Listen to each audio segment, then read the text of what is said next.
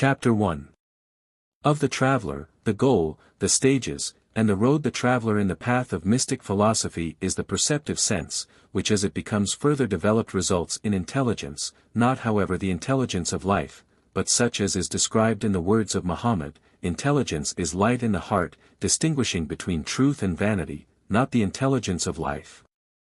After a time our traveler merges into divine light, but of the thousands who start upon the road scarcely one attains thereunto. The goal is the knowledge of God, and the acquisition of this knowledge is the work of divine light alone, perception or worldly intelligence having no lot or portion therein. The latter is represented as the sovereign of this world, and the perceptive faculties are the executive officers of his rule, to whom both the cultivation and devastation of the face of the earth is due. The idea is suggested by the following passage of the Qur'an, when God said to the angels, "I am about to place a vicegerent in the earth," they said, "Wilt thou place therein one who shall commit abomination and shed blood? Nay, we celebrate thy praise and holiness." God answered them, "Verily I know what ye wot not of." Qur Cap. 2, v. 28. Which answer implies that God knew that although such might even be the conduct of the bulk of mankind, there would still be some who should receive the divine light and attain to a knowledge of him, so that it is clear that the object of the creation of existent beings was that God should be known. Existence was made for man, and man for the knowledge of God. To the same purport is the answer given to David. David inquired and said, "O Lord, why hast thou created mankind?" God said, "I am a hidden treasure, and I would fain become known. 3. The business of the traveler then is to exert himself and strive to attain to the divine light, and so to the knowledge of God, and this is to be achieved by associating with the wise. The received notion of the stages in the road involves a paradox, the disciple who asks concerning them being told that there is not even a single stage, nay more, not even a road at all. This statement is differently explained by two sects, the Sufis and the Al-Iwadat, whom I shall call the Unitarians. The Sufis say that there is no road from man to God, because the nature of God is illimitable and infinite, without beginning or end or even direction. There is not a single atom of existent things with which God is not and which God does not comprise. Are they not in doubt concerning the union with their Lord? Doth he not comprise everything? Qur Cap. 42, v. 54. Nor is there aught that he does not comprehend with his knowledge. Verily God comprehendeth all things with his knowledge. Qur Cap. 42, v. 54. The traveler who has not attained to this divine light can have no lot or portion with God, but those who have reached it gaze always upon his face. They go not forth by day and retire not to rest at night without an abashed consciousness that God is present everywhere, for with him they live, and in him they act. The whole universe compared with the majesty of God is as a drop in the ocean, nay infinitely less than this. But perception or intelligence can never lead to this conviction, or reveal this glorious mystery, that is the province of the divine light alone. Such is the Sufistic explanation of the proposition, there is no road from man to God. The Unitarians interpret it as follows. They hold that existence is not independent, but is of God, that besides the existence of God there is no real existence, nor can there possibly be, for that which exists not, cannot exist of itself, but that which does exist, exists of itself, and that which is self-existent is God. When man imagines that he has an existence other than the existence of God he falls into a grievous error and sin, yet this error and sin is the only road from man to God, for until the traveler has passed over this he cannot reach God. A certain Sufi poet has said, "Plant one foot on the neck of self, the other in thy friend's domain, in everything his presence see, for other vision is in vain." That is, whilst you are looking up to self you cannot see God, but when you are not looking up to self all that you see is God. Such is the Unitarian solution of the proposition that there is no road from man to God, namely that the error of imagining an existence separate from God is the only road to him. The stages on this road are innumerable, and some philosophers even assert that it has no end. Chapter 2. Of Law, Doctrine and Truth. The law is the word of the prophet, the doctrine is the example of the prophet, and the truth is the vision of the prophet. This follows from the Hadith 4, my words are law, my example is doctrine, my state is truth. The traveler must first learn the theory of the law, and act up to the practice of the doctrine, by which means the truth will become manifest in him. Those who possess all these three things are the perfect, and these are the leaders of the people, but those who are deficient in all are lower than the brutes, these are the wretches referred to in the Qur'an. Verily we have created for hell many of mankind and of the genii, hearts have they and understand not, eyes have they and see not, ears have they and hear not, they are like unto the beasts of the field, nay more perverse, for they are the negligent. Cor Cap. 7, v. 178. From this we learn that each is bound to fulfill his duty in his allotted sphere. The superficial has no credit without the real. Mankind in reality is man, the animal kingdom in reality is animal. By reality is meant the possession and employment of the qualities naturally appertaining to the order to which the individual belongs. Thus the wise man knows all, sees all, and works with all, for otherwise the business of the world would not go on. Teachers also work in their way for the same reason. But rulers work not, or otherwise the harmony of the world would be disturbed.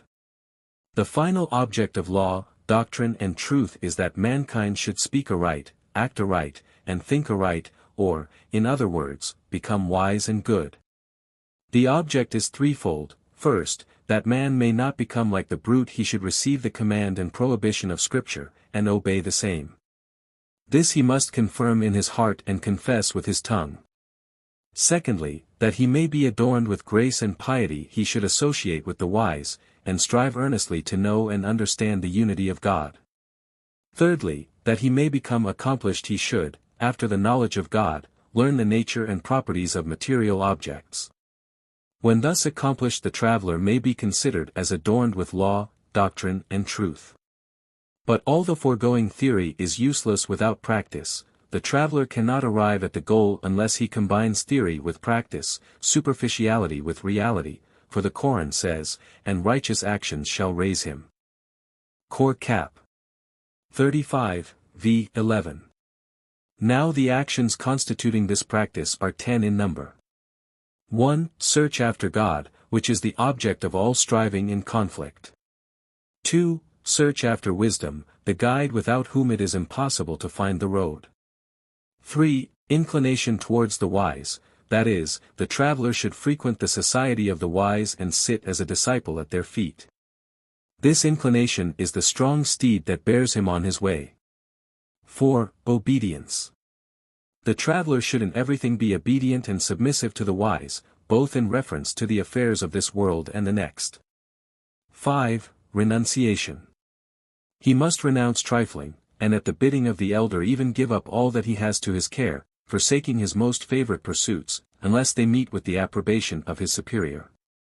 6. Piety. He must be pious and continent, in word and deed and mode of life, complying with the dictates of the law and the Scriptures. 7. Submission. The serenity of the traveler's path is the result of submission to the law. 8. Reticence. To speak little. 9. Vigilance. To sleep little. 10. Temperance. To eat little. These are the marks which determine the practice of the followers of the doctrine, 10 fierce dragons in the traveler's path to keep him from swerving in the direction of sin. If he assiduously follow them under the direction of the wise, he ultimately reaches his goal, and the truth is made manifest in him, but if he be deficient in one only, he can never arrive at his destination. There are also 10 marks which determine the practice of the followers of truth. 1. That the traveler should know God first, and subsequently the nature and properties of material objects. 2. That he should be at peace with all the world, and refrain from all contradiction and opposition. According to the mother from whom he is born into the community, each receives a different patronymic, thus one is called a Hanaphite, one a Shafi'ite, 5, one a pagan, one a Jew, and another a Mussulman. But the true philosopher recognizes in each a weak and helpless being like himself, he sees in each a fellow searcher after God. 3. Charity towards all. Charity is that course of action and teaching which benefits our fellows both temporally and spiritually. Now real charity consists in the employment of counsel and discipline. Teachers should employ counsel that men may be improved, rulers should employ discipline for the regulation and well-being of society. 4. Humility, this consists in paying due respect to others. 5. Submission and resignation. 6. Trust in God, patience, endurance and perseverance. 7. Freedom from avarice, for avarice is the mother of vice. 8. Contentment. 9. Inoffensiveness. 10. Conviction, for the truth brings conviction with it. Such are the marks, and such is the practice of the followers of truth, and until the traveler shall have thoroughly penetrated the inmost depths of wisdom, and shall have completed the journey to and in God, these marks and qualities will not be made manifest in him. Chapter 3. Concerning the perfect man, and the perfectly free man. The perfect man is he who has fully comprehended the law, the doctrine and the truth, or, in other words, he who is endued with 4 things in perfection, viz. 1. Good words, 2. Good deeds, 3. Good principles, 4. The sciences. It is the business of the traveler to provide himself with these things in perfection, and by so doing he will provide himself with perfection. The perfect man has had various other names assigned to him, all equally applicable, viz. Elder, leader, guide, inspired teacher, wise, virtuous, perfect, perfecter, 6 beacon and mirror of the world, powerful antidote, mighty elixir, Isa the raiser of the dead, Khazar the discoverer of the water of life, and Solomon who knew the language of birds. The universe has been likened to a single person, of whom the perfect man is the soul, and again, to a tree, of which mankind is the fruit, and the perfect man the pith and essence. Nothing is hidden from the perfect man, for after arriving at the knowledge of God, he has attained to that of the nature and properties of material objects, and can henceforth find no better employment than acting mercifully towards mankind. Now there is no mercy better than to devote oneself to the perfection and improvement of others, both by precept and example. Thus the Prophet is called in the Qur'an a mercy to the universe. Qur Cap. 21, v. 107. But with all his perfection the perfect man cannot compass his desires, but passes his life in consistent and unavoidable self-denial. He is perfect in knowledge and principle, but imperfect in faculty and power.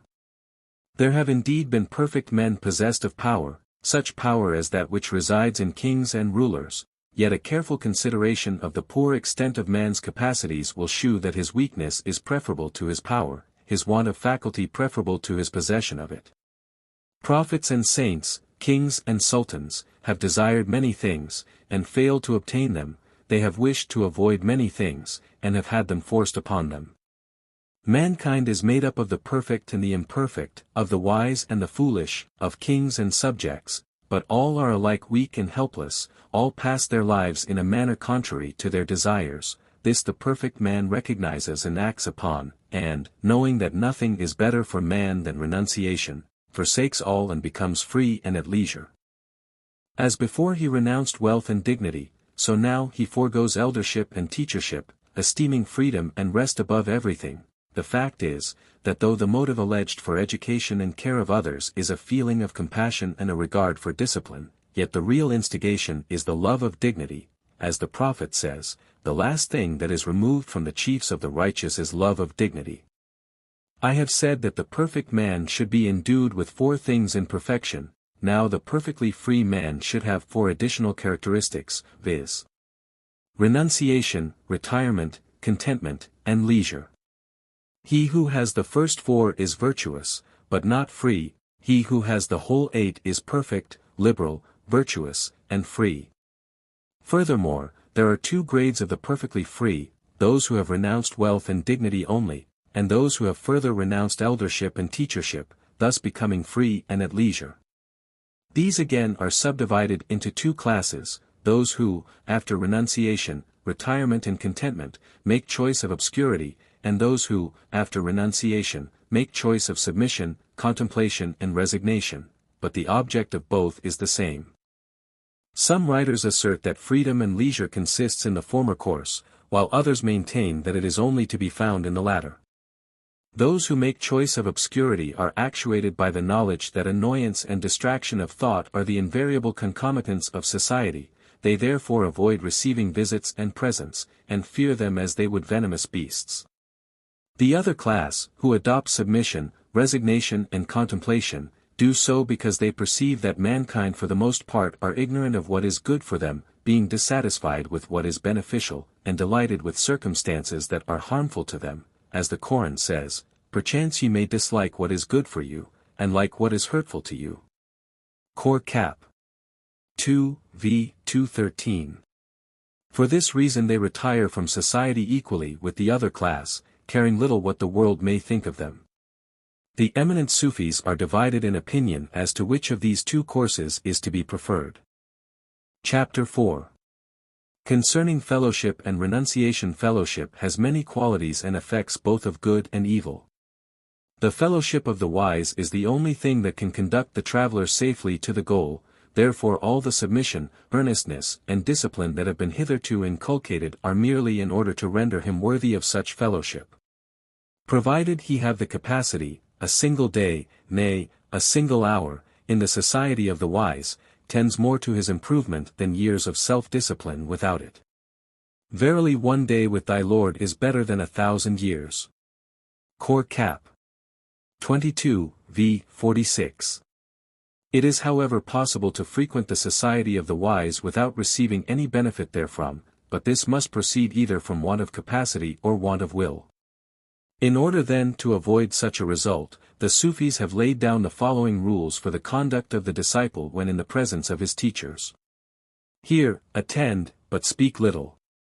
Never answer a question not addressed to you, but if asked, answer promptly and concisely, never feeling ashamed to say, I know not. Do not dispute for disputation's sake. Never boast before your elders. Never seek the highest place, nor even accept it if it be offered to you. Do not be over-ceremonious, for this will compel your elders to act in the same manner towards you, and give them needless annoyance. Observe in all cases the etiquette appropriate to the time, place and persons present.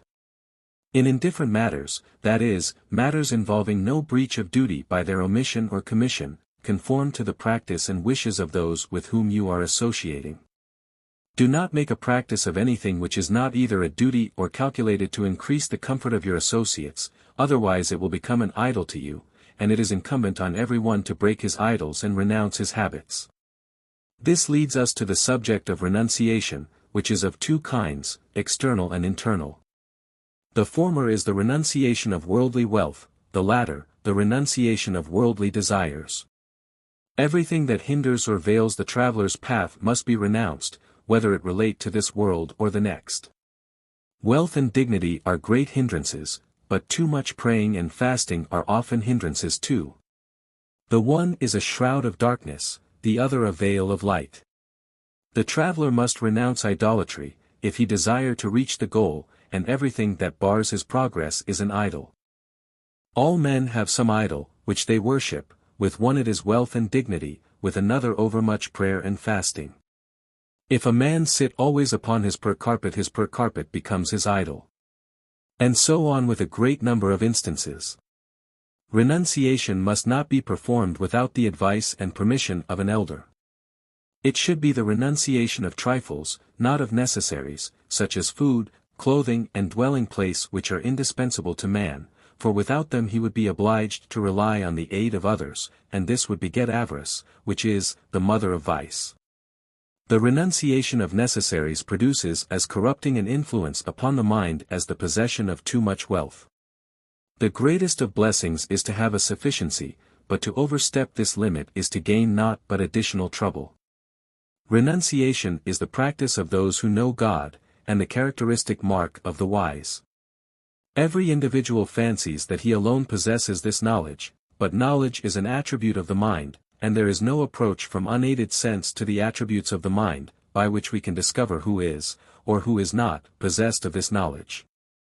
Qualities however are the sources of action, therefore a man's practice is an infallible indication of the qualities he possesses. If, for instance, a man asserts that he is a baker, a carpenter, or a blacksmith, we can judge at once if he possesses skill in these crafts by the perfection of his handiwork.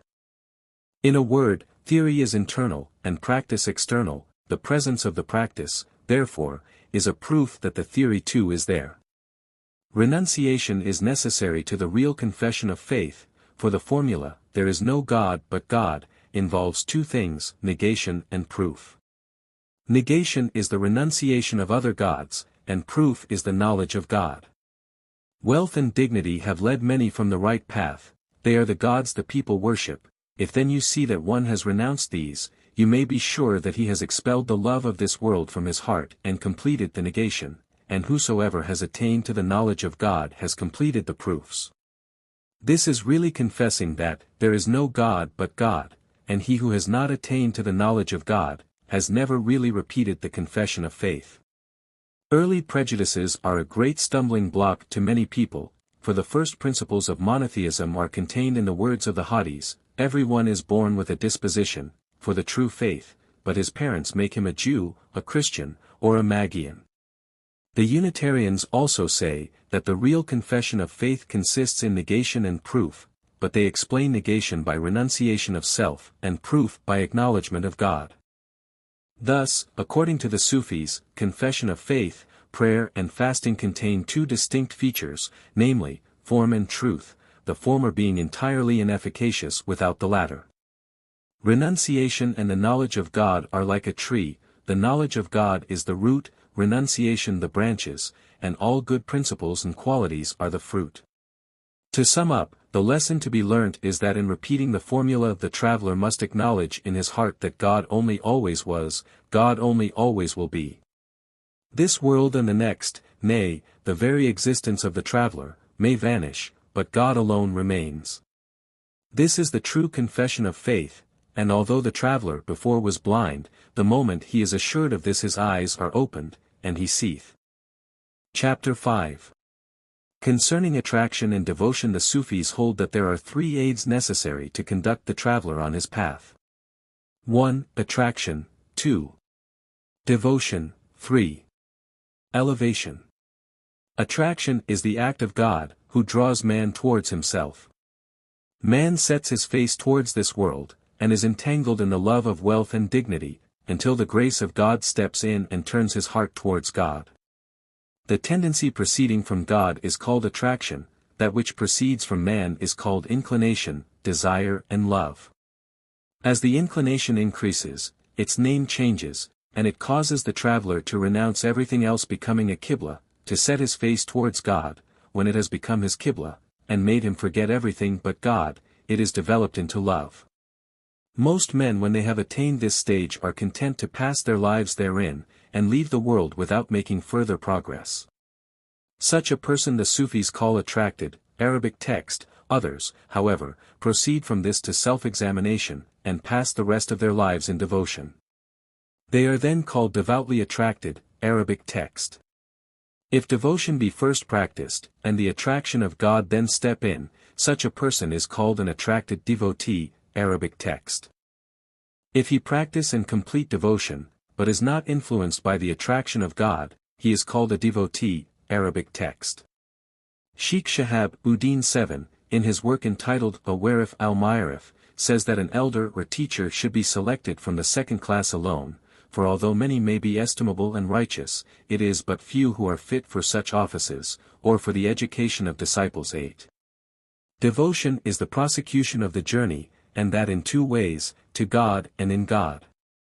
The first, the Sufis say, has a limit, the second is boundless. The journey to God is completed when the traveler has attained to the knowledge of God, and then commences the journey in God, which has for its object the knowledge of the nature and attributes of God, a task which they confess is not to be accomplished in so short a space as the lifetime of man. The knowledge wisest men have shared of thy great power, and thee is less, when with thyself compared, than one drop in a sea. The Unitarians maintain that the journey to God is completed when the traveler has acknowledged that there is no existence save that of God. The journey in God they explain to be a subsequent inquiry into the mysteries of nature.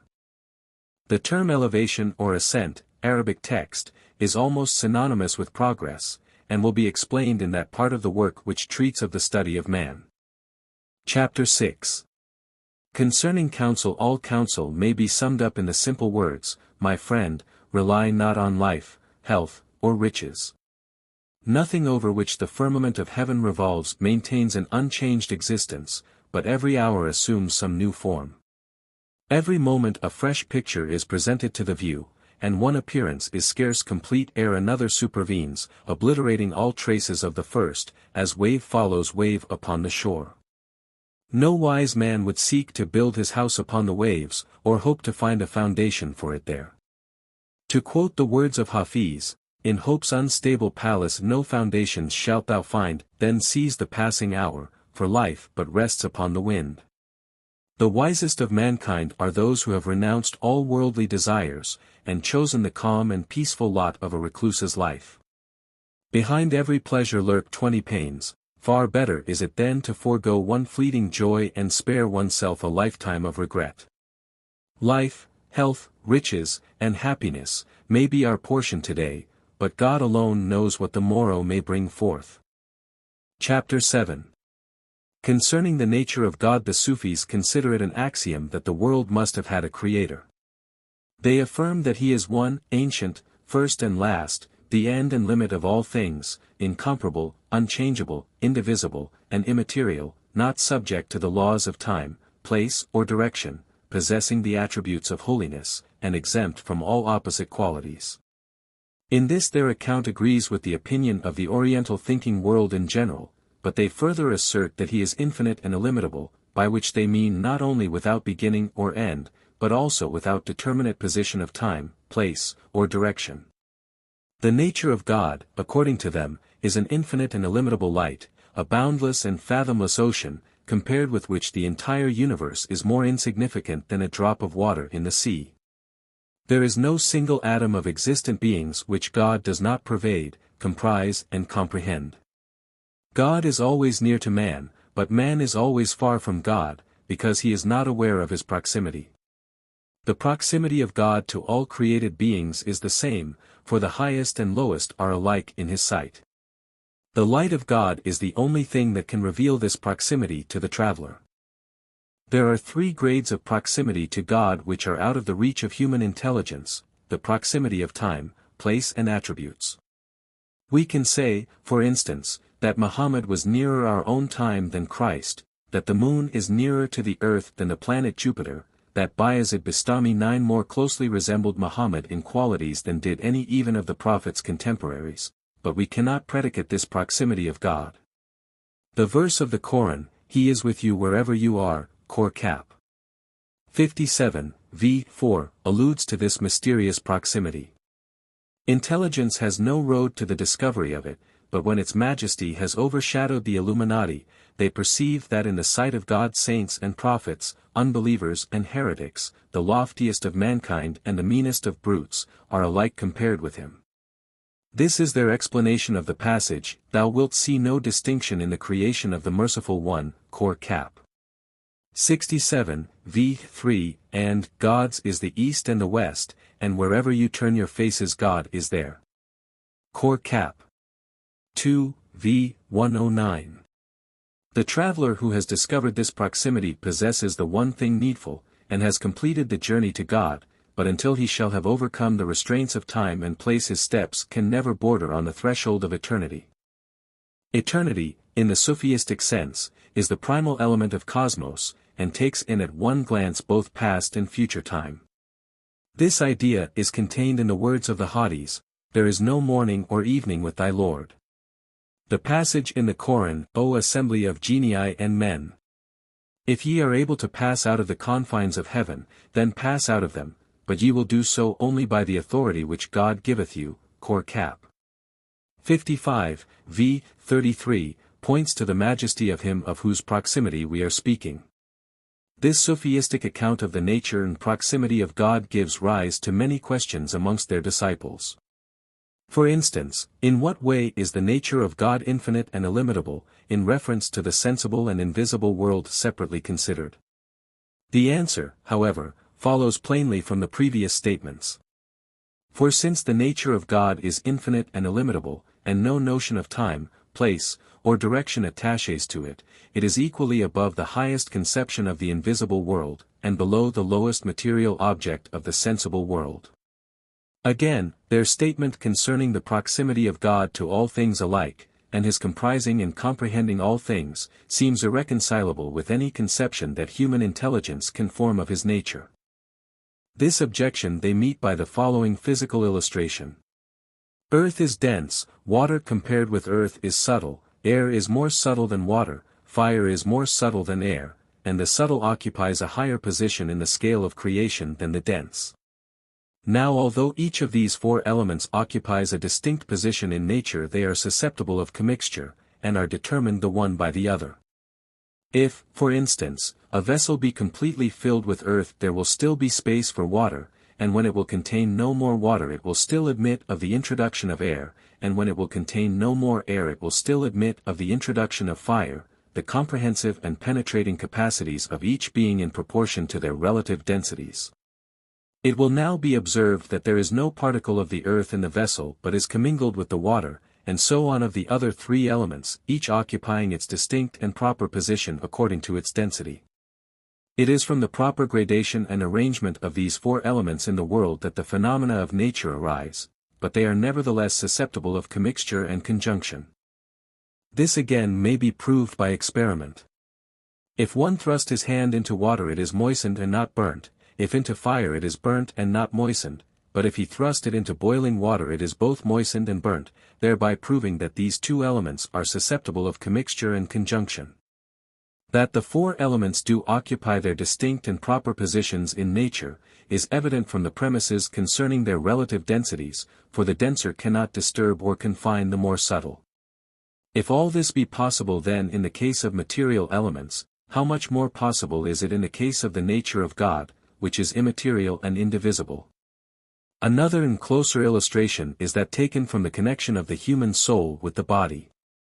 The soul is conjoined with the body, and does not merely reside in it, so that there is no atom of the corporeal frame distinct from or not pervaded, comprised and comprehended by it.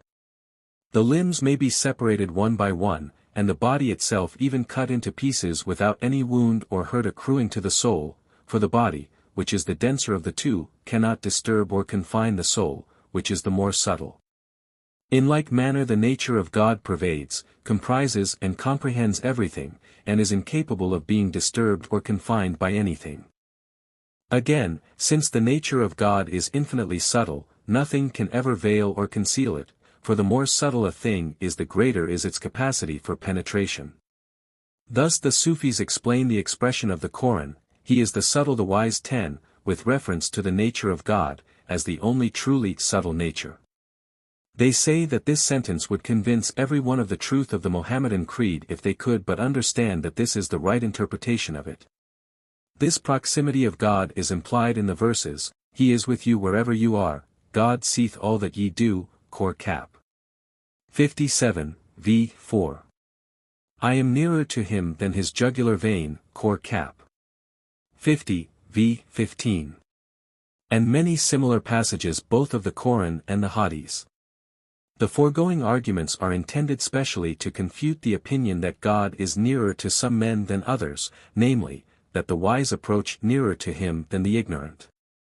Their great object, however, is the inculcation of the beautiful truth, that he is ever near to those who seek him, whilst those only are far from him who by their actions fail to acknowledge that he is omnipresent and omniscient, knowing and seeing all they do.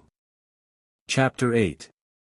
Concerning the attributes of God, Sheikh Sadruddin Rumi 11 affirms that the attributes and names of God are convertible terms, but Sheikh Sayyiduddin Hamui 12 maintains that the Qur'an and Hadith contain no synonymous words whatever, and that it is incompatible with the character of a sage to make use of two or more expressions to convey a single meaning.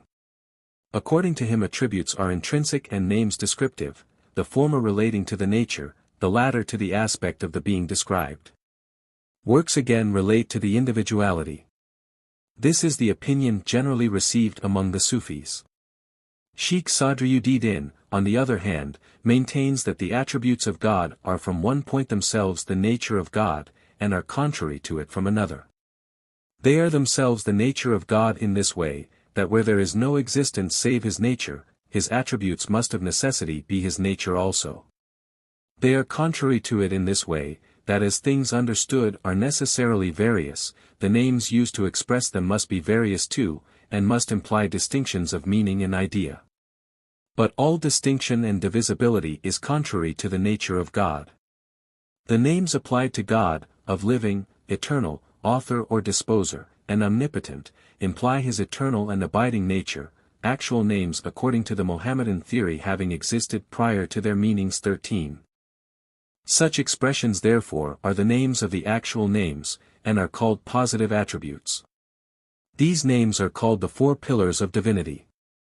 Such names however as the exalter and debaser, the giver of life and death, refer to attendant powers, and are called relative attributes. Lastly, such names as the blameless, the holy one, the independent one, relate to the absence of imperfection, and are hence called negative attributes. All the other names of God may be referred to one or other of these three classes, except the name Allah itself 14, which comprises all the attributes of his eternal and abiding nature, for all the other names can be used to qualify it. The name merciful, occurring in the initiatory formula, in the name of God the merciful, the compassionate, is held in the next greatest reverence, although referring to the outward attributes of God only. The Qur'an says, say, pray unto God, Allah, or pray unto the merciful one, Ar-Rahman. By whichsoever of the two names ye invoke him it is equal, for to him belong the best of names. Qur Cap. 17, v. 110. All these names collectively or individually indicate one and the same God. Chapter 9. Concerning the works of God, physically considered the works of God are of two kinds, visible and invisible. The first is the perceived, the second the conceived world. The perceived world is also called the material, visible, created, and lower world. The conceived world is spoken of as the invisible, spiritual, or future world, and the world of command 15, this division is based on the words, are not creation and command of him. Qur Cap. 7, v. 52. The material world may be described in detail, but of the spiritual world we must be content with a mere outline, for none but those who have gone hence, and entered into the spiritual life, can know the condition thereof, as Jesus Christ has said, except a man be born again he cannot enter into the kingdom of heaven 16. There are two classes of beings in the invisible world, those whose existence is revealed in inspiration, Arabic text, and those who make their existence felt, Arabic text. The first are subdivided into two classes, namely, emanations and agencies. Emanations are what are addressed in the words of Muhammad, Salve. In the majesty of God, in his glory which was before the world began. They are called by the Mohammedans Malaik Mohema, i.e., angels designated by the word Hamu, Salve. Muhammad gives the following account of them, verily with the Most High God there is a luminous land, the sun journeyeth there in 30 days, in an orbit of 30 days, like the days of the world, its creation knows the Most High God, but there are others in the earth who know not God, the sons of Adam, and Iblis. Agencies are, as it were, the doorkeepers of divinity, and the means by which God's bounty is vouchsafed to man. The head and chief of them, according to the Muslims, is Muhammad, than whom there is no more exalted spirit.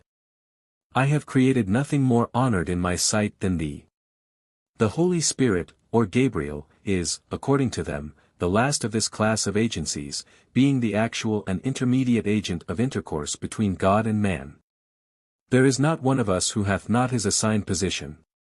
The other beings whose existence is felt are also subdivided into two classes, namely, agents and powers. The former are the presiding genii, or personified laws of animal, vegetable and mineral production, whence the common saying, everything has its angel.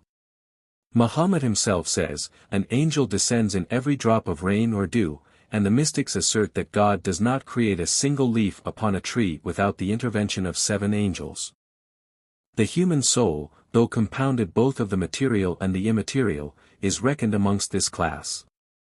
It is the masterpiece of creation, and the whole material world is placed under its control. The powers who form the second class are the genii and devils. They are created of fire, and constitute the lower order of beings in the invisible world. Some of them have a certain power over the race of man granted to them, but are rebellious against the Most High. Of these Iblis is the head and chief. Others, again, although capable of harm, are subservient to the will of God. The material world is also of two kinds, heavenly and earthly.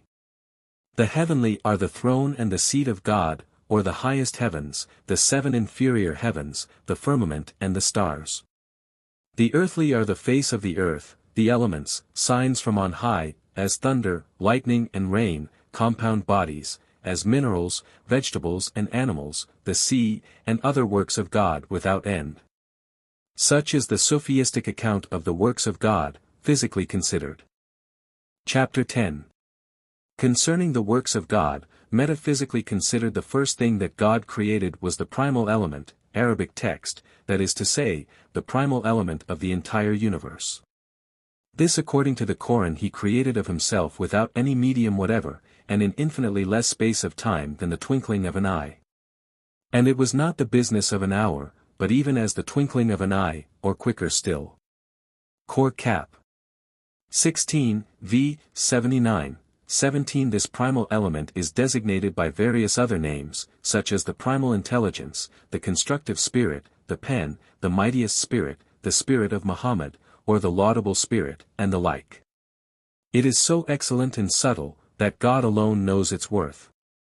It is the perfection of wisdom and propinquity to God, is ever yearning after him, and ever present with him, nor is there anything save this primal element that can directly approach him, or become the direct recipient of his bounty. The primal element is God's world, and the universe is the world of the primal element. By this alone the voice of God is heard, but its voice is heard throughout the whole universe, conveying the behests of the Most High. 18. It is the pen of God which at his command wrote down the simple natures, and in the twinkling of an eye they started into being, the intelligences, souls, elements and natures, the heavens and the stars. 19. These then took up the task, and obeyed the second mandate by writing down the compound bodies, and straightway the mineral, vegetable and animal kingdoms sprung into existence.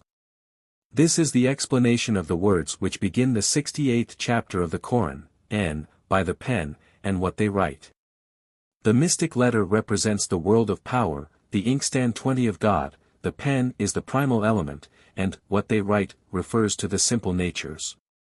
These are the scribes of God, and the words they write are the compound bodies of nature. They are writing even now, and will write on forever, for, were the sea ink it would not suffice for the words of my Lord. 21. Cor Cap. 18, v. 109. There are 9 heavenly spheres, each higher than the preceding.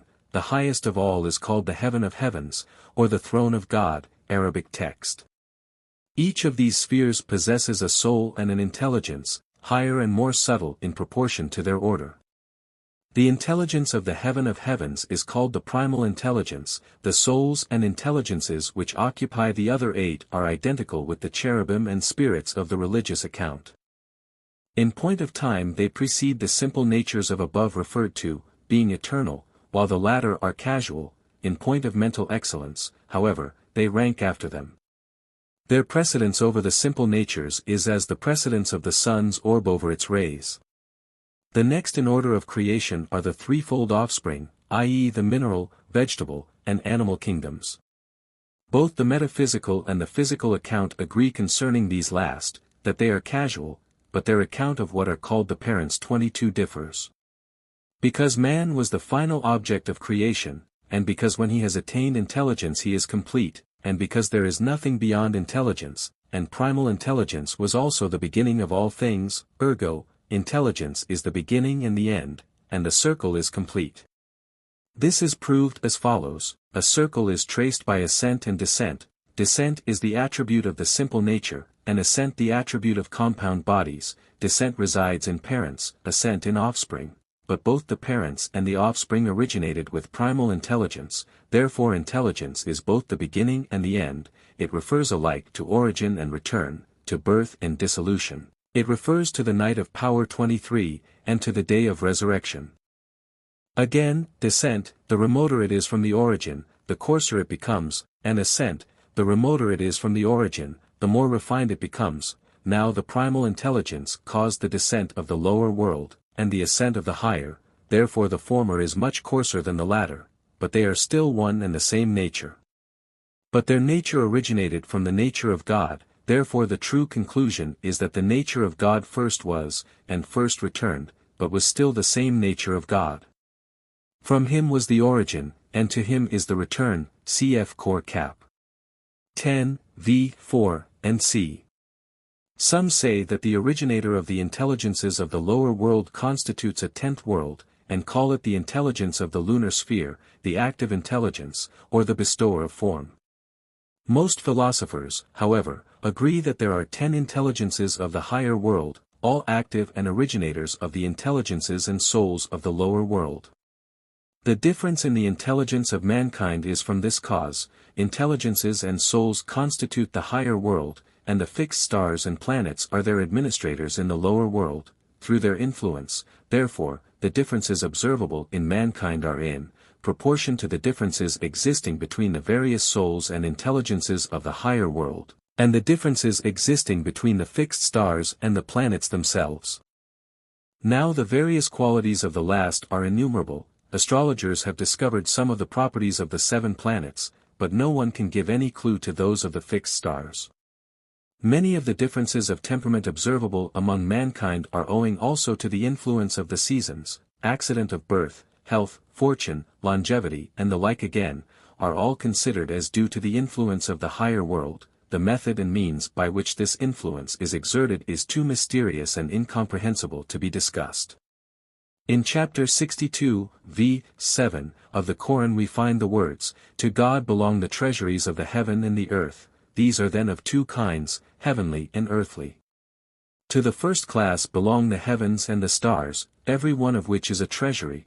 To the second class of these treasuries belong earth, air, fire, and water, every plant and every animal, nay, every embryo, is a treasury in itself. Verily there is nothing of which the treasury is not with us." Cor Cap. 15, v. 21.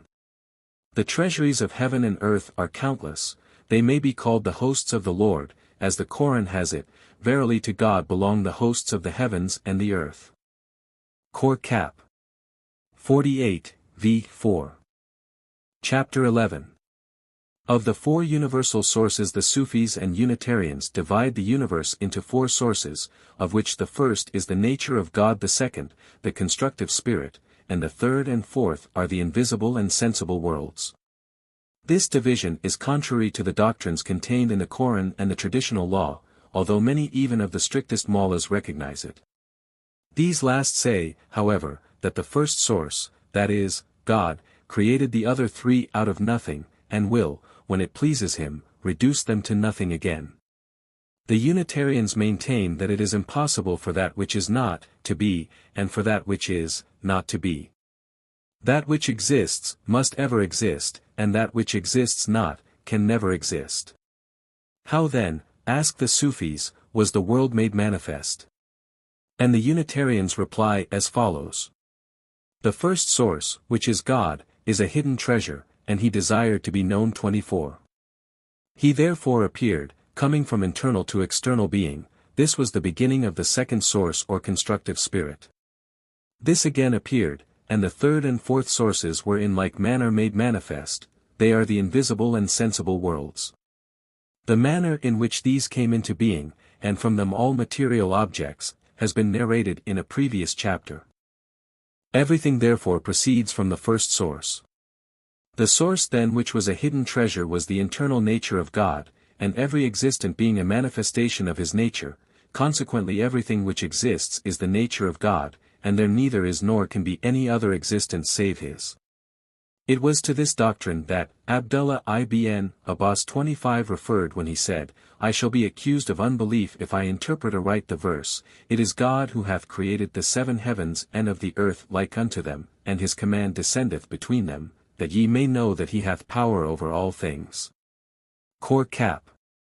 65, v. 12. The Unitarians in general say that these four sources were always exactly as they are now, and have no precedence whatever, the one over the other.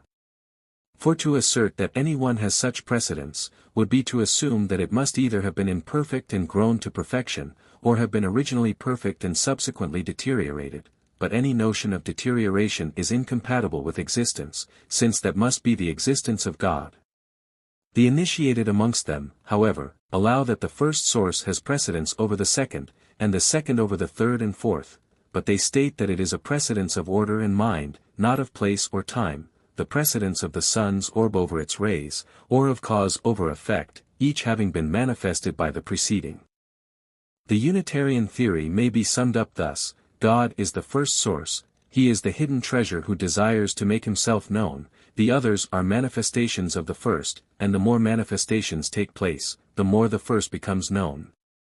The Sufis maintain that these four sources have a precedence the one over the other, both of time and place, such precedence as Adam has over Muhammad.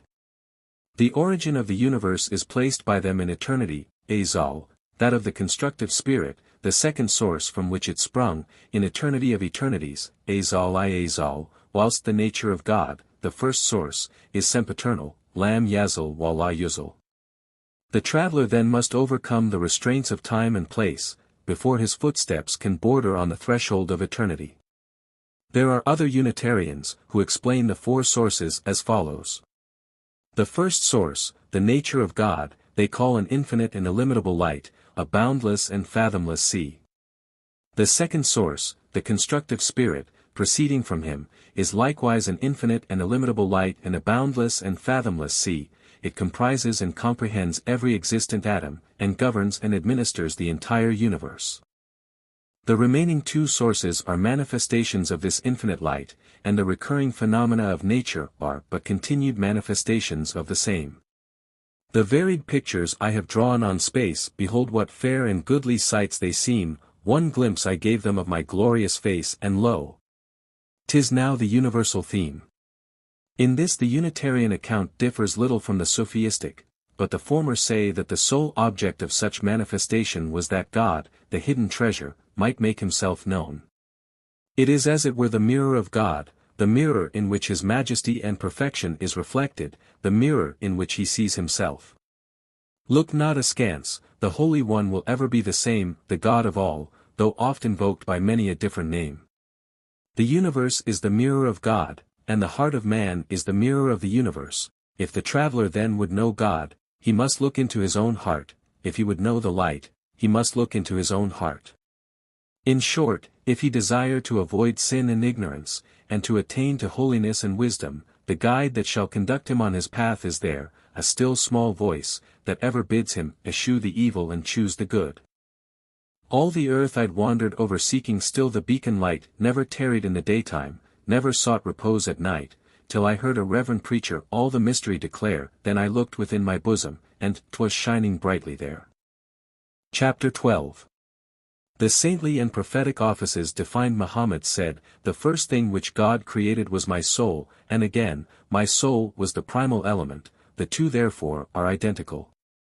Now the primal element, it has been already stated, has two functions, namely, that of receiving from God, and that of conveying to the world. The first is called the saintly, the second is called the prophetic, and is the manifestation of the other.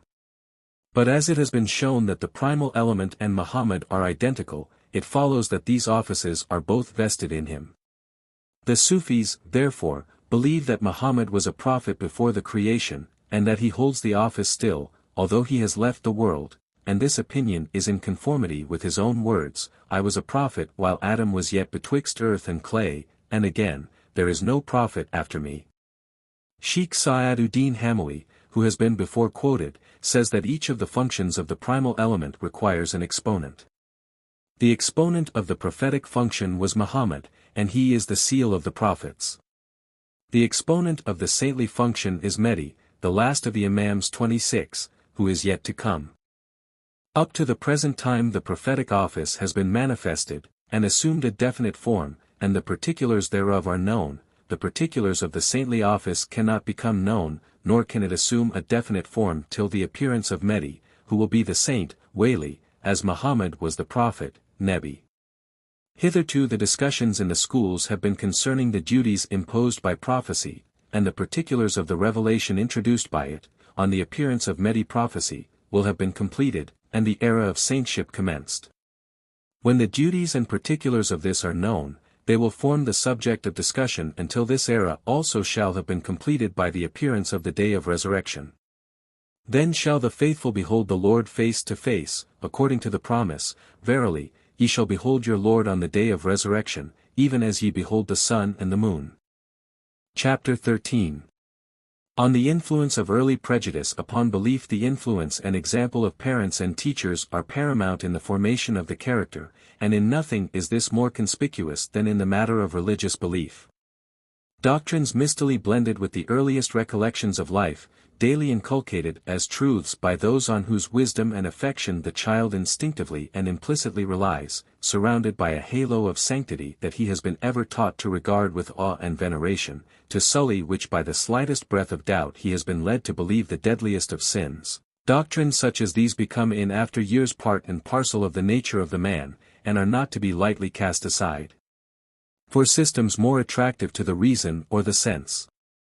The traveler who has been so trained will confess, and unreservedly believe, the principles of his religion, and will act up to the practice of it, with more conscientious earnestness than he who at the outset of his journey constructs a scheme for himself upon the basis of his elders' counsel, or the conclusions of his own unaided reasoning powers. Early prejudice is an external influence, and that which is external is far more practical and active than that which is internal. For which cause much earnestness and devotion and faith in the outward attributes of God is found amongst travelers of this class, but the light of evidence and divine grace is still wanting to make them fully understand that his knowledge, will and power comprehend and pervade the whole range of natural causes and effects. They fail to observe that causes as well as effects yield and are subservient to his will, and attribute every event to the action of some natural law. This class of travelers will lay great stress upon the efficacy of energy and exertion, and care little for submission and resignation. Thus their aspirations are checked by worldly thoughts and desires, and relying upon themselves rather than upon God, they can never hope to attain to a true and full knowledge of Him. The next class, however, whose early faith has been ripened into conviction by the rays of evidence and proof, recognize God as the causer of causes, and relying fully upon Him, rather than upon their own energy and efforts, or upon the things of this world, pass their lives in submission and resignation to His will. He is their only hope and stay, and the only object of their affections and desires, nor are they ever distracted by the whisperings of doubt or shaken by superstitious fears. If beneath the weight of overpowering misery, or in the intoxication of unwanted prosperity, they should waver for a moment in their belief, they atone for their error by a long and earnest course of penitence and prayer. But when the traveler has reached that higher stage where he is illumined by the divine grace, then the day of resurrection dawns for him, the earthly clouds roll away, the heavens are opened, and God in all His glory bursts upon his dazzled view. Like those of the former class, he confesses with his tongue and believes in his heart, but his faith proceeds not from the precepts of others, or the convictions of his own reason, it flows from a higher source, the fountainhead of grace itself. These are the true Unitarians, for they know and see the unity of God with a clear and certain eye. They are superior to every consideration, to energy and exertion, to resignation and submission alike, for with them God is all in all. As a specimen of the arguments by which faith is to be strengthened into conviction, I may instance those of the Unitarians. They maintain that there neither is nor can be any other existence save that of God, and explain this position by a simile thus: had there never been night, and had men dwelt always in continual day, they would never have known what day really was, but from the constantly recurring contrast of night they can form a clear conception of day. So had there been other than God, God would have been known, and man could have formed a clear conception of Him, but as he cannot do this, it follows that there is no other than God.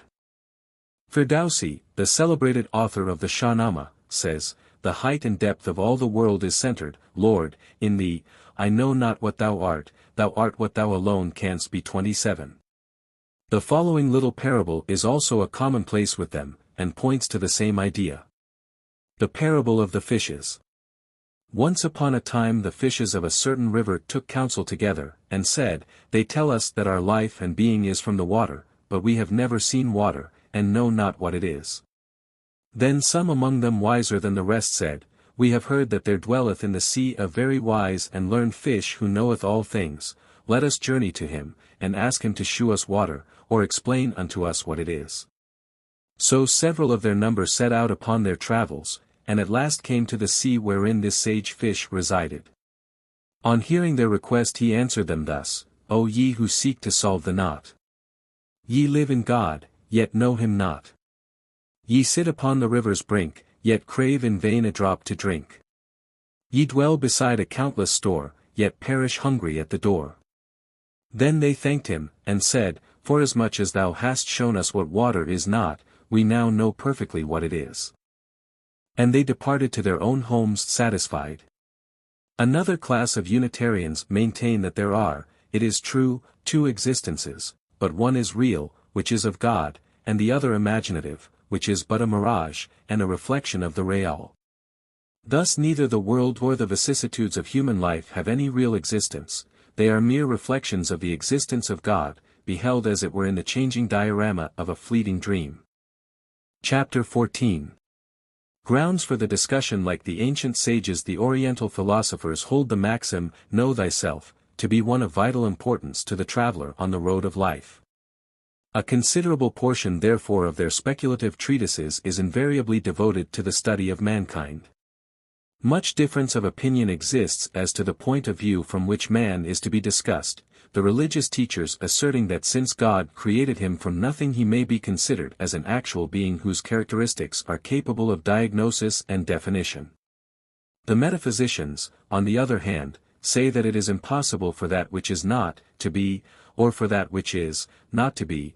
They allow, however, that that which is may assume various forms and manifest itself in different ways, and prefer considering man as a particular manifestation of the one universal existence of God.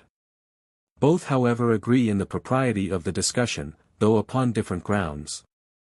Man constitutes the lesser world, and everything that is not man is included in the greater world, and since everything in the greater world has its counterpart in the lesser, the study of this is a duty incumbent upon all who aspire to spiritual knowledge. To know oneself is the right way, Arabic text, for guidance in which Muhammad besought God in his prayer, Guide us into the right way 28. Self-knowledge is the shortest road to the knowledge of God. When Ali asked Muhammad, What am I to do that I may not waste my time? The Prophet answered, Learn to know thyself. Chapter 15. Of the origin and animal development of man. The lesser world is the counterpart of the greater. In the greater world there are four sources, namely, the nature of God, the constructive spirit, or primal element, the invisible and the sensible world. The nature of God begets, the constructive spirit conceives, and the offspring is the tracks of heaven and the elements. The tracks of heaven again beget, and the elements conceive, and their offspring is the triple kingdom, animal, vegetable, and mineral. In like manner there are four sources in the lesser world, namely, male and female generation, and the body and soul of man. But the constructive spirit is identical with primal intelligence, therefore when man has attained to intelligence he has completed his upward progress, Arabic text, and reached the point from which he started, the circle is thus complete. But intelligence is in direct communication with God, therefore when man has attained to this point he has also attained to God. From him is the beginning, and unto him is the return. The saying of Muhammad, He who has seen me has seen God, refers to this, and not to any blasphemous assumption of divinity, for we must bear in mind that he is identified by his followers with primal intelligence. It is unnecessary here to describe the first germination of the embryo. The curious will find a particular account of it, according to the Mohammedan theory, in Sale's translation of the Qur'an, cap. 22, v. 5, and in the Arab commentators upon cap. 96, suffice it to say that according to them the cartilages, arteries, and nerves are formed during the first 3 months after conception. In the 4th month, whilst the sun is in the ascendant, the first germ of life appears, the limbs and members are next formed and nourished by blood, introduced through the placenta, by means of the umbilical cord. These are followed by the successive developments of the body and the soul, which arrive at perfection in the 8th month, in the 9th, when Jupiter is in the ascendant, the child is born into the world. The embryo partakes of all 4 elements, earth, water, air and fire. Now these in the greater world produce a triple offspring, mineral, vegetable and animal. A similar division is therefore made in the human body. The members and limbs which are first formed partake of the 4 elements in different proportions, and the combined result corresponds to the mineral kingdom. The powers of attraction, contraction, absorption, digestion, rejection, growth and formation, are next developed in the members and limbs, which then require nourishment. This they receive in the shape of blood, introduced through the placenta. The chyme contained in this becoming matured is developed into the vegetative spirit, corresponding to the 2nd division of the 3 kingdoms. When the digestive and other internal organs have become fully developed, the heart attracts to itself the essence of this vegetative spirit, and having further matured it, forms the life. The essence of this again is attracted to the brain, where, after being matured, it is developed into the soul, and the remainder dispersed through the nerves into the limbs, where it becomes the source of sense and motion. This corresponds to the animal kingdom of the greater world. Each of these developments occupies 1 month, embryo, mineral, vegetative and animal. The senses are 10 in number, 5 external and 5 internal. The external senses are sight, hearing, taste, smelling, and feeling. The internal senses are the common sense, Arabic text, imagination, Arabic text, apprehension, Arabic text, memory, Arabic text, and reflection, Arabic text. The common sense is involved in the imagination, and the apprehension in the memory. The 2 former are situate in the forepart of the brain, the 2 latter in the afterpart, and the reflection occupies the middle. The common sense is so called from comprising everything that perceives the outward senses. It comprehends visible objects, while the apprehension apprehends invisible subjects. It is the common sense which appreciates the real nature of all that the external senses perceive, as for instance, distinguishing a friend from an enemy by the marks of which the external senses take cognizance. The reflection is that which similarly appreciates the conceptions of the imagination. The motive powers are also of 2 kinds, causative and active. The active powers are subservient to and obey the causative, producing motion and the like at their instigation. The causative powers exercise 2 distinct functions, namely attraction for the acquirement of pleasure or usefulness, and repulsion for the avoidance of annoyance or harm. The former is called lust, the latter indignation. Hitherto only those qualities of man have been treated of which he shares in common with the other animals. His spiritual and intellectual developments require another chapter. Chapter 16. Of the intellectual and spiritual development of man. Every animal possesses a vegetative spirit, a living spirit, and an instinctive spirit, but man has an additional inheritance, namely the spirit of humanity. Now this was breathed by God into man directly from himself, and is therefore of the same character as the primal element, and when I have fashioned him and breathed my spirit into him. Cor Cap. 15, v. 29. The Sufis do not interpret this of the life, but of the spirit of humanity, and say that it is frequently not attained until a late period of life, 30 or even 80 years. Before man can receive this spirit of humanity he must be furnished with capacity, which is only to be acquired by purifying oneself from all evil and immoral qualities and dispositions, and adorning oneself with the opposite ones. Sheikh Muhyiddin Ibn al-Arabi 29, in his Investigations, Arabic text, says that the words, "and when I have fashioned him," refer to this preparation, and the rest of the sentence, "and breathe my spirit into him," refers to the accession of the spirit of humanity. 2 conditions are therefore imposed upon the traveler: first, to attain humanity; second, to acquire capacity. There are 3 developments of character that must be suppressed before man can attain to humanity: the animal, the brutal, and the fiendish. He who only eats and sleeps, and gives way to lust, is mere animal. If besides these he gives way to anger and cruelty, he is brutal, and if in addition to all these he is crafty, lying, and deceitful, he is fiendish. If the traveler is moderate in his food, rest, and desires, and strives to attain a knowledge of himself and of God, then is the time for acquiring capacity by freeing himself from all that is evil and base, and adorning himself with the opposite qualities. After that by prayer he may obtain the spirit of humanity. Someone has truly said that there is none of the perfection, essence, or immortality of man, save only among such as are created with a godly disposition.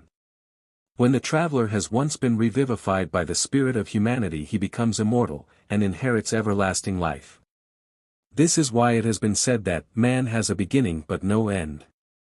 If when he has attained this spirit of humanity, he is earnest, and does not waste his life in trifling, he soon arrives at the divine light itself. For God guideth whom he pleaseth unto his light. The attainment of this light is the completion of man's upward progress, but no one can attain to it but those who are pure in spirit and in their lives. Muhammad asserted that he himself had attained it. To the light have I reached, and in the light I live. Now this light is the nature of God, wherefore he said, Who seeth me seeth God. The germ that contains the primal element of man is the lowest of the low, and the divine light is the highest of the high. It is between these extremes that the stages of man's upward or downward progress lie. We have created man in the fairest of proportions, and then have thrown him back to be the lowest of the low, save only such as believe and act with righteousness, and verily these shall have their reward. Cor Cap. 95, v. 4.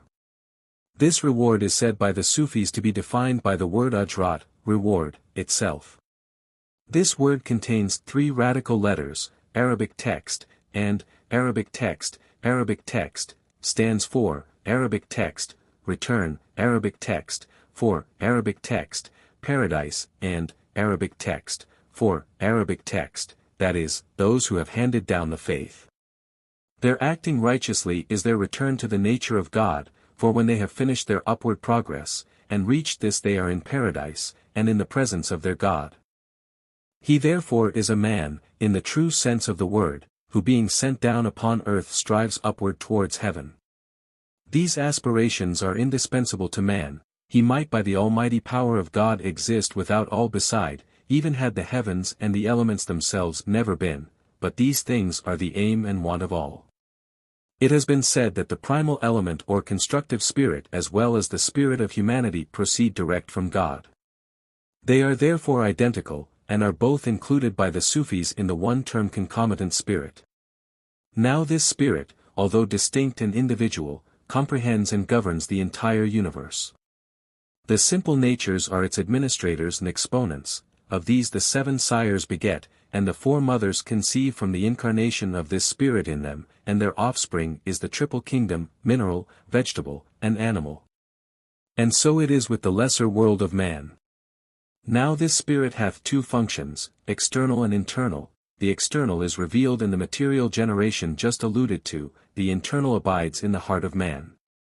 Whosoever purifies his heart from worldly impressions and desires reveals this internal function of the spirit within him, and illumines and revivifies his soul. Thus the spirit at once comprehends the universe and dwells in the heart of man. Chapter 17.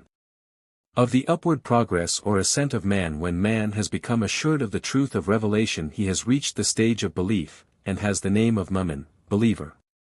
When he further acts in obedience to the will of God, and apportions the night and day for earnest prayer, he has reached the stage of worship, and is called an abid, or worshipper. When he has expelled the love of this world from his heart, and occupies himself with a contemplation of the mighty whole, he reaches the next stage, and becomes a zahid, or recluse. When in addition to all this he knows God, and subsequently learns the mysteries of nature, he reaches the stage of acquaintance, and is called arif, one who knows. The next stage is that in which he attains to the love of God, and is called a wali or saint. When he is moreover gifted with inspiration and the power of working miracles, he becomes a nebi, prophet, and when entrusted next with the delivery of God's own message, he is called an apostle, rusul. When he is appointed to abrogate a previous dispensation and preach a new one, he is called ulu el-azam, one who has a mission. When this mission is final he has arrived at the stage called khatm, or the seal. This is the upward progress of man. The first stage is the believer, the last the seal. After separation from the body, the soul of man returns to that heaven which corresponds to the stage which he has attained, thus the believer at last dwells in the first or lowest heaven, and the seal in the heaven of heavens, for it will be noticed that the stages of upward progress correspond to the number of degrees in the heavenly spheres, namely, 7 inferior and 2 superior. The metaphysicians say that these stages and degrees do not in reality exist, but that the heavenly intelligence which corresponds to the degree of intelligence attained by man attracts and absorbs his soul into itself after separation from the body. Thus everyone who has attained intelligence corresponding to that of the highest sphere, his soul returns thereto, and he who has attained intelligence corresponding to the lowest sphere, his soul in like manner returns to that. Those who have not attained intelligence corresponding to any of these will be placed in hell, which is situate below the lowest sphere. As each of the heavenly spheres is furnished with knowledge and purity in proportion to its position, the rank of man's soul in the future state will, according to this last account, be in proportion to his degree of knowledge and purity of life while upon the earth. The upward progress infinite. The Unitarians say that man's upward progress has no end, for if he strive for 1,000 years, each day will teach him something that he knew not before, inasmuch as the knowledge of God has no limit. So Muhammad says, "He who progresses daily is yet of feeble mind." The religious account says that the soul of every man returns to an individual place after separation from the body. This the metaphysicians deny, for how, say they, can the soul of a man return to a certain place when it has not originally come from a certain place? The soul of man is the primal spirit, and if 1,000 persons live, it is the same spirit that animates them all, and in like manner if 1,000 die, the same spirit returns to itself, and is not lessened or diminished. If a myriad persons build houses and make windows therein, the same sun illumines them all, and though every one of them should be destroyed, the sun would not be lessened or diminished. The sun is the Lord of the sensible world, and the exponent of the attributes of the primal spirit. The primal spirit is the Lord of the invisible world and the exponent of the nature of God. 30. When the heart of man has been revivified and illumined by the primal spirit, he has arrived at intelligence, for intelligence is a light in the heart, distinguishing between truth and vanity. Until he has been so revivified and illumined, it is impossible for him to attain to intelligence at all. But having attained to intelligence, then, and not till then, is the time for the attainment of knowledge, for becoming wise. Intelligence is a primal element, and knowledge the attribute thereof. When from knowledge he has successively proceeded to the attainment of the divine light, and acquaintance with the mysteries of nature, his last step will be perfection, with which his upward progress concludes. But dive he ever so deeply into the treasury of mysteries and knowledge, unless he examine himself and confess that after all he knows not, all that he has acquired will slip through his hands, and leave him far poorer than before. His treasure of today should as much exceed the treasure of yesterday as an ocean exceeds a drop, but this can never be, unless he, leaving all else for contemplation and self-examination, have freedom and leisure to learn how poor he really is, and how much he needs the saving help of God. One class of Unitarians explain the upward progress of man thus.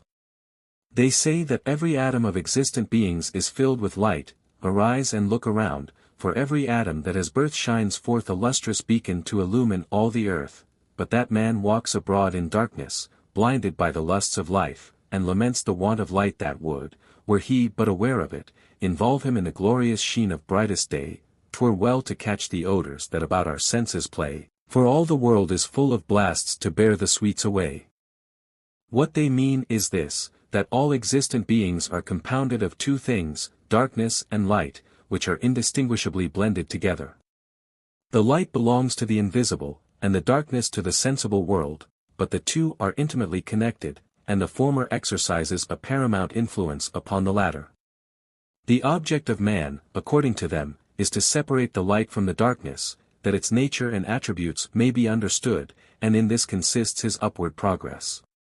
Although the light and the darkness can never be entirely separated, for the one is as it were the veil of the other, the light can be made to prevail, so that its attributes may become manifest.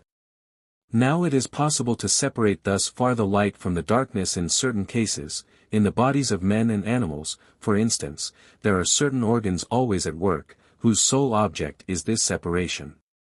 Thus, when food is introduced into the stomach, the liver receives the cream and essence of it and transmits it to the heart, in like manner, extracts the essence of this, which is the life, and transmits it to the brain. Lastly, the brain extracts the essence of this, and transforms it into the elixir of life, the real light of all. The elixir evolved by the brain is the instinctive spirit, and is as it were a lamp in a lantern, but it gives forth after all but a flickering and cloudy light, and man's object should therefore be to strengthen and purify it by renunciation and contemplation, until it give forth the true light which is the spirit of humanity. When man has attained to this he necessarily becomes free from all that is evil, and is adorned instead with every good and noble quality. The body of man is like a lantern, the vegetative spirit is the lamp, the animal spirit is the wick, the instinctive spirit the oil, and the spirit of humanity the fire that kindles all. Verily its oil would almost shine even though no fire kindled it. Cor Cap. 24, v. 35. In other words, the instinctive spirit should feed and supply the spirit of humanity, as the oil feeds and supplies the flame in a lamp. The traveler must aim at completing this lamp, so that his heart may be illumined, and he may see things as they really are. When the spirit of humanity light upon light, Cor Cap. 24, y. 35, has thus kindled the instinctive spirit, God guideth whom he pleaseth to his own light, idem, that is, to the divine light of his own nature, reaching which the traveller's upward progress is complete, for from him they spring, and unto him return. Chapter 18. Conclusion. The words quoted in the first chapter, I am a hidden treasure, and I would fain be known, form the basis of the whole system of Sufistic speculation. Considering the entire universe merely as a manifestation of God, produced by the agency of intelligence directly proceeding from him, they rightly surmise that this intelligence is the only means by which he can be known. Now man being with them the most perfect entity in the universe, is clearly the instrument by which the object of its creation is to be accomplished, but this object is that God should be known, and he can only be known through intelligence, therefore the attainment of this intelligence is the final aim of man. But as man sprung from the intelligence which originated the universe, and should, as has been just stated, tend to the same, the Sufis proceed to consider his existence as a circle meeting in the intelligence which reveals the Godhead. This circle they divide into two arcs, the former called descent, nuzul, includes every stage, from the first scintillation from the original intelligence to the full development of man's reasoning powers. The latter arc, called ascent, uraj, includes every stage, from his first use of reason for its true purpose to his final reabsorption into the divine intelligence. This is what is meant when they speak of the origin and return of man. The ascent, or upward progress, naturally presents itself to the Sufistic mind in the form of a journey, and the doctrines which profess to describe it are accordingly called the road, tariqat. When a man possessing the necessary requirements of fully developed reasoning powers turns to them for a resolution of his doubts and uncertainties concerning the real nature of the Godhead, he is called a talib, or searcher after God. If he manifest a further inclination to prosecute his inquiry according to their system, he is called a murid, or one who inclines. Placing himself then under the spiritual instruction of some eminent leader of the sect, he is fairly started upon his journey, and becomes a salik or traveler, whose whole business in afterlife is suluk, devotion, or, as the word signifies, the prosecution of his journey, to the end that he may ultimately arrive at the knowledge of God. Here he is exhorted to serve God as the first step towards a knowledge of him. This is the first stage of his journey, and is called ubudiyat, service or worship. When in answer to his prayers the divine influence or attraction has developed his inclination into love of God, he is said to have reached the stage called ishq, love. This divine love expelling all worldly desires from his heart, leads him to the next stage, called zud, or seclusion, occupying himself henceforward with contemplations and the investigations of those metaphysical theories concerning the nature, attributes, and works of God, which have been described in the second part of this treatise. He reaches his next stage, which is that of marifat, knowledge. Now this assiduous contemplation of startling metaphysical theories is exceedingly attractive to an Oriental mind, and not unfrequently produces a state of mental excitement akin to the phenomena observed during the recent religious revivals. Such ecstatic state is considered a sure prognostication of direct illumination of the heart by God, and constitutes the next stage, wed or hal, ecstasy. During this stage he is supposed to receive a revelation of the true nature of the Godhead, and to have reached the stage called hakikat, or the truth. He is then said to proceed to the stage of jam or wasl, direct union with God. Further than this he cannot go, but pursues his habit of self-denial and contemplation until his death, which is, however, merely looked upon as a total reabsorption into the deity, forming the consummation of his journey, the last stage designated fana, extinction. That stage in which he is said to have attained to the love of God is the point of view from which the Sufistic poets love to discuss the doctrines of their sect. With them man is the lover, God the beloved one, and the journey above described is referred to allegorically as the distance which separates the lover from the object of his affection. The glossary which I have appended to this work will enable the student of Hafiz and other Sufistic writers to interpret for himself the mystical poems of the East. Thus far have we followed the traveler upon his trackless path through every mystery, human and divine. But one thing now remains: if we, like him, aspire to reach the goal, we must cast away the pride of intellect and boasted knowledge, and kneeling before the throne of God in humble thankfulness for the light he hath already vouchsafed, ask him for guidance and protection, who alone is the light and life of men.